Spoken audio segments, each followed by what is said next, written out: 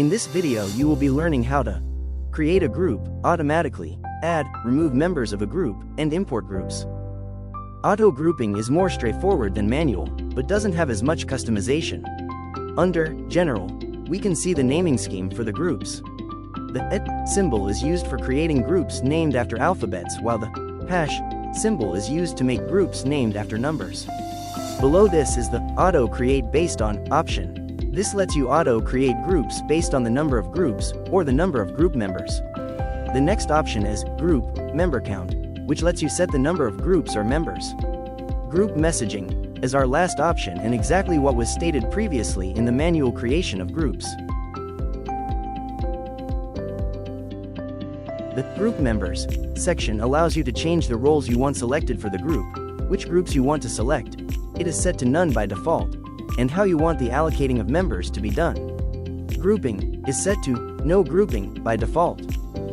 To add or remove a course participant from a group, locate the Add, Remove Users button and select it.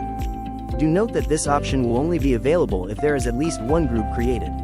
You will be shown two columns, one being Group Members, and the other being Potential Members.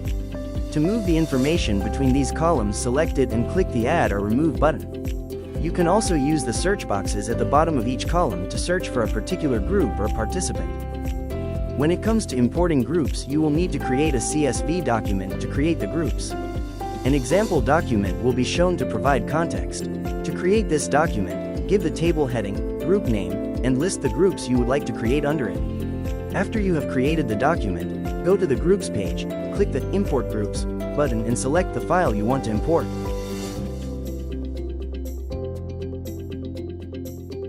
After uploading the file, click Import Groups. This page will show all of the groups created. Click the Continue button. The groups are now listed on the Groups page. Please note that when creating a group for assignment use, they need to be under a universal course grouping. This course grouping involves the incorporation of multiple separate groups. Now that we've come to the end of the video, you can now create a group automatically, add, remove members of a group, and import groups.